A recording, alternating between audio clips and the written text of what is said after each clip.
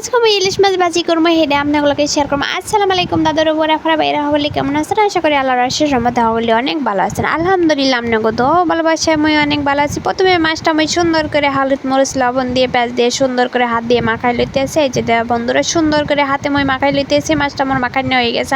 মই পাইলাটা চুলার উপর বসাই দিলাম, দিয়ে দিলাম পরিমাণ মতো তেল। তেলটা গরম হইলে আমি মাছগুলো সুন্দর করে দিয়ে দেবো। এই যে দেখো বন্ধুরা সুন্দর করে পাইলের ভিতর মাছগুলো দিয়ে দিতে হইবে। এই যে দেখো আমি সুন্দর করে সাজাই মাছগুলো দিয়ে দিতে আসি। এভাবে করে মাছটা মই দিয়ে দেবো। এই যে দেখো বন্ধুরা মাছটা মই সুন্দর করে বাজি করে লমো। এভাবে করে দোনো পিঠ সুন্দর করে বাজি করে লইতে হবে। এই যে দেখো বন্ধুরা সবগুলো মাছ মই দিয়ে দিলাম। মোর এক পিঠ ভাজা হয়ে গেছে। আমি খুন্তিটি দিয়ে সুন্দর করে উল্টাই দেবো।